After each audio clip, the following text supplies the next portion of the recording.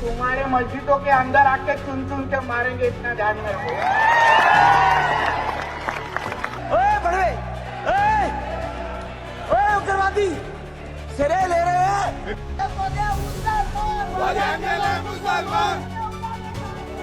क्या आप जानते हैं 2025 में भारत में हर 6 घंटे के बाद एक मजहबी अक़लियत के खिलाफ नफरत अंगेज तकरीर की गई थी।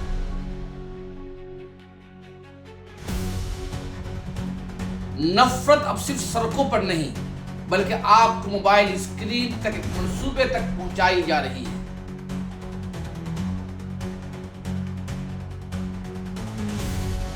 अगर आपको ये लगता है कि सिर्फ सियासत है तो इंडिया हेट लेप की आदत-ओ-शुमार आपकी नींदें उड़ा देगी।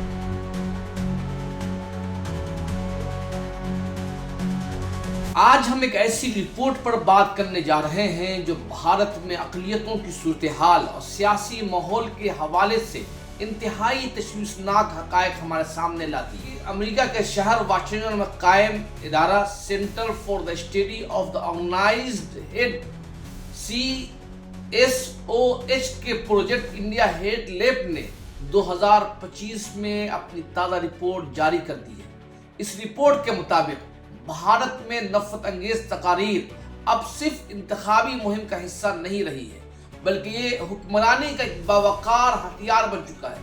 आज के हम वीडियो में देखेंगे कि 2025 में नफरत अंगेज तकरीर बयानात में किस कदर इजाफा हुआ, कौन सी रियासतें सरफिस्त रही और कौन सी साजिशी थ्योरीज काम किया और किस थ्योरीज के तहत मुसलमानों को निशाना बनाने की कोशिश की गई। इसके अलावा आज की वीडियो में इस पूरे मामले में अदालत के रवैये पर भी बात करेंगे और कानून साज इदारों की सोच, उनके बदलते हुए रुझान पर भी बात करेंगे। साल 2025 में भारत में नफरत अंगेज तकारीर के कुल 1318 वाक़यात रिकॉर्ड किए गए और ये 2023 के मुकाबले में 97% इजाफा हुआ है और औसतन रोजाना 4 नफरत अंगेज वाक़यात पेश हुए हैं, जिसमें से 98% नफरत अंगेज बयानात में मुसलमानों को निशाना बनाया गया है।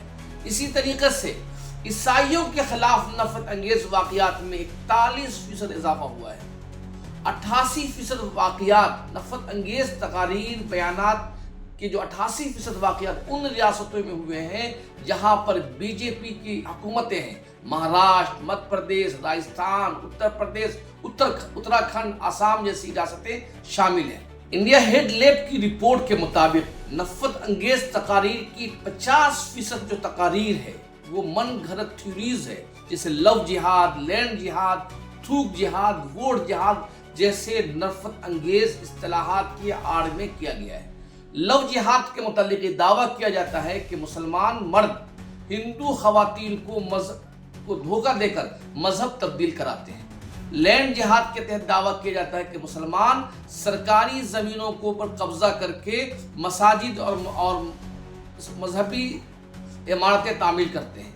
थूक जिहाद इंतहाई शर्मनाक इस्तिलाह है जिसके जरिए ये दावा किया जाता है कि मुसलमान हिंदुओं के खाने में थूक देते हैं ताकि वो हिंदू को अच्छा खाना ना मिल सके। और वोट जिहाद की इस्तिलाह का इस्तेमाल खुद वज़ीर आज़म नरेंद्र मोदी ने किया है। उन्होंने ये कहा कि इसका मकसद ये है कि मुसलमान हिंदुओं की हुकूमत नहीं बनने देंगे। इन साजिशी थ्योरीज साजिशी थ्योरीज है, लैंड जिहाद, लव जिहाद, थूक जिहाद, वोट जिहाद, इन थ्योरीज का बुनियादी मकसद ये है कि मुसलमानों की समाजी, माशरती और तालीमी बाइकाट किया जाए। आप देखेंगे हाल गुज़श्ता सालों में ये दावा किया गया कि मुसलमान तालीमी जिहाद कर रहे हैं। तालीमी जिहाद का मकसद ये था कि मुसलमान कोचिंग क्लास चलाकर IAS IPS बन रहे हैं। जाहिर बात है कोई अगर कम्युनिटी तालीम हासिल करती है उसमें बुराई किया है, लेकिन मुसलमानों के तालीम के हुसूल को भी एक साजिश के नजरिए से जोड़कर कोशिश की गई ताकि मुसलमान तालीम से महरूम हो जाए। और बहुत सारी रियासतें ऐसी है कि इन थ्योरीज के बुनियाद पर कानून साजी की। लव जिहाद के नाम पर कानून बनाया गया। आसाम और गुजरात में लैंड जिहाद की थ्योरीज के बुनियाद पर जमीन के खरीदो फरोख्त को लेकर कानून बनाए गए। थूक जिहाद और सैलाब जिहाद जैसी इस्तिलाह के जरिए आसाम में मुसलमानों को बदनाम करने की कोशिश की गई।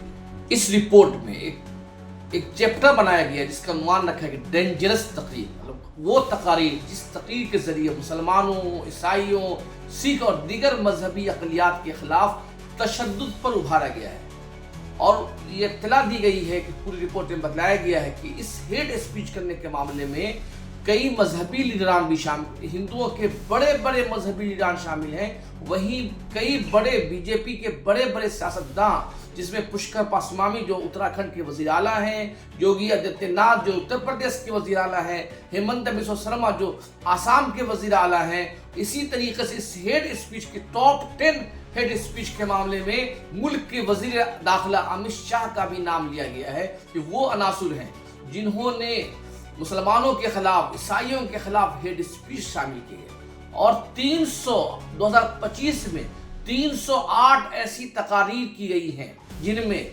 کھلے عام مسلمانوں اور عیسائیوں کے خلاف تشدد کی دعوت دی گئی، وائلنس کے لیے ہندو نوجوانوں کو ابھارا گیا ہے۔ ان 308 میں سے 136 واقعات میں ڈائریکٹ مسلمانوں کے خلاف ہتھیار اٹھانے کی بات کی گئی ہے۔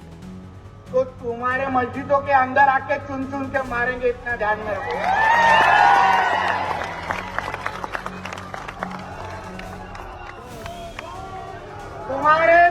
تمہاری قوم کی اگر تمہاری قوم کی اگر چنتا ہوگی تو ہمارے رام گیری مہاراج کے خلاف کچھ بھی بولنے کا نہیں، ورنہ وہ زبان ہم لوگ صحیح پہ رکھیں گے نہیں، یہ تم لوگ یاد رکھنا۔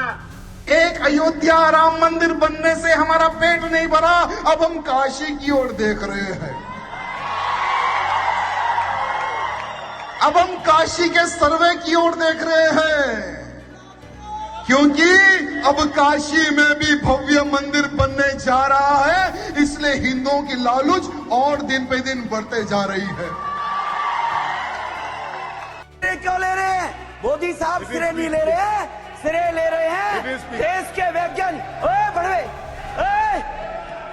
اگروادی سرے لے رہے ہیں، اگروادی بولنے نہیں دوں کبھی کھڑا ہوگا، یہ بتا رہا ہوں، اگروادی بٹوے سر، یہ جو سرے اگر جاتا ہے تو دیش کے پردھان کو جاتا ہے، یہ آتنکوادی ہے، اگروادی ہے، یہ ملا آتنکوادی ہے۔ سر ابھی میں بتانا چاہتا ہوں، ادھیر رنجن جی ابھی شور مچا رہے تھے، لسٹ پڑھ رہے تھے، اس لسٹ میں ادھیر رنجن جی جب لسٹ پڑھ رہے تھے 1975 سے لے کر ابھی تک، اس کی بات کرتے رہنا تھی، باہر دیکھو اس ملے کو، ابھی روز پڑھ رہے تھے۔ سر اسرو نے 1975 سے اب تک 52 مسلمان پاکستان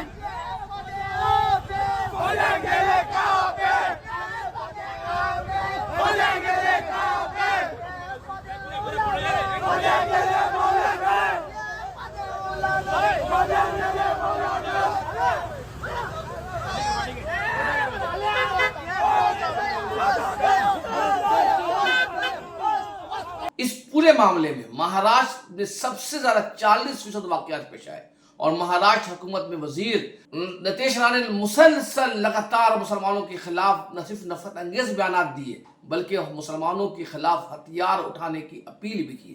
اس معاملے میں اتراکھنڈ کے وزیر اعلیٰ پشکر سنگھ دھامی کا بھی نام اس رپورٹ میں ذکر کیا گیا ہے، اور ہیڈ اسپیچ کے حوالے سے کہا گیا ہے کہ اس پوری تقریر ہیڈ اسپیچ میں مسلمانوں کے خلاف، عیسائیوں کے خلاف انتہائی نفرت انگیز دیمک، کیڑے مکوڑے، پاگل کتے جیسے غیر انسانی الفاظ استعمال کیے گئے ہیں۔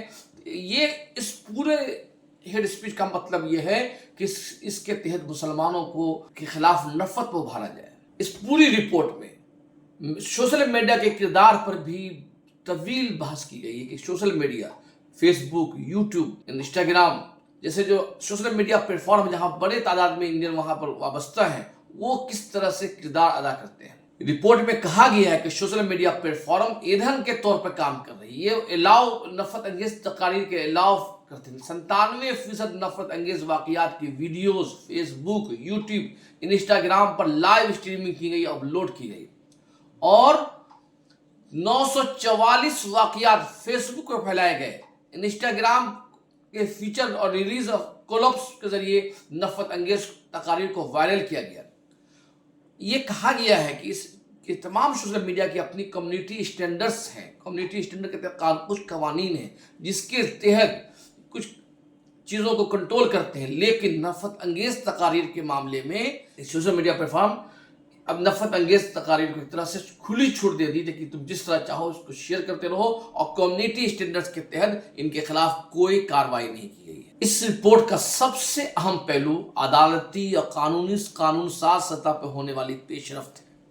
2025 में जहां नफरत बढ़ी है, वहीं रियासत और अदालत का रवैया इंतहाई मुतजाद रहा है। मरकज की बीजेपी हुकूमत इस हेट स्पीच के खिलाफ कानून साजी करने से बाहरास गुरेज करती रही है। कई लोग मुतालबा किया गया कि हेट स्पीच के खिलाफ आप कानून बनाइए, लेकिन मरकजी हुकूमत ने साफ इनकार कर दिया और कहा कि ये रियासत का मामला नहीं है, ये सेंटर का मामला नहीं है, ये रियासत की जिम्मेदारी है।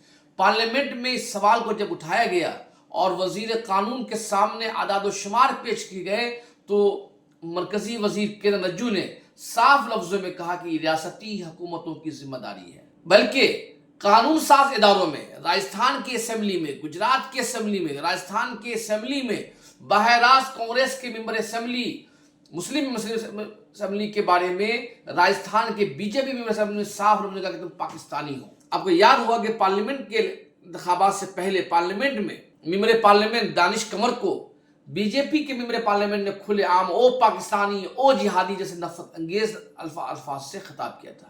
इसी तरह राजस्थान असेंबली में भी, गुजरात असेंबली में भी मुसलमानों को के खिलाफ इस तरह के अल्फाज इस्तेमाल किए गए। अब सवाल बात करते हैं अदलिया का। इस पूरे हेड स्पीच में अदालतों का क्या किरदार रहा है?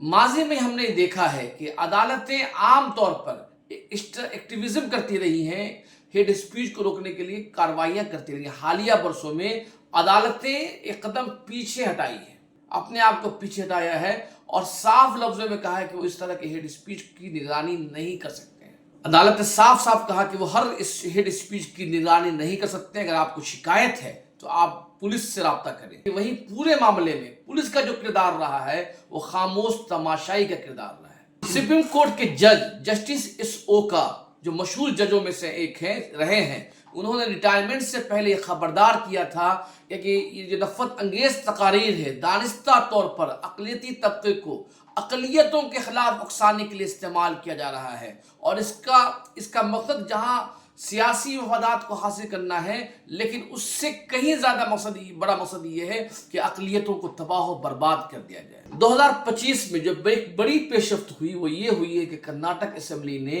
हेड स्पीच के खिलाफ कानून बनाने की पहल की।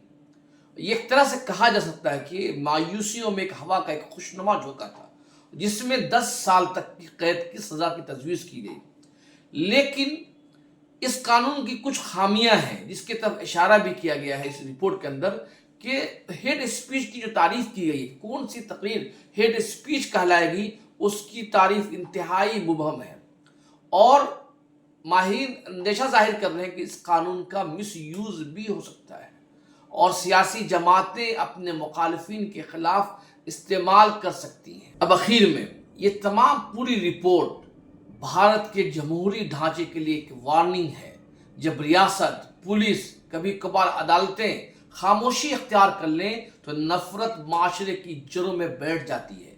कर्नाटक जैसा कानून एक कदम जरूर है, लेकिन जब तक सियासी सरपरस्ती खत्म नहीं होगी उस वक्त तक मुल्क से नफरत अंगेज तकारीर का सिलसिला खत्म नहीं होगा। इस मामले में आपकी क्या राय है? क्या सख्त कवानीन इस पूरे मसले का हल है या सियासी सोच बदलने की जरूरत है? नीचे कमेंट में आप अपनी राय से हमें मुत्तला करें। या आपको ये वीडियो कैसे लगी, हमें आपके राय का इंतजार रहेगा। हमारे वीडियो को ज़्यादा से ज़्यादा शेयर करें और ज़्यादा लोगों तक फैलाएं। बहुत बहुत शुक्रिया।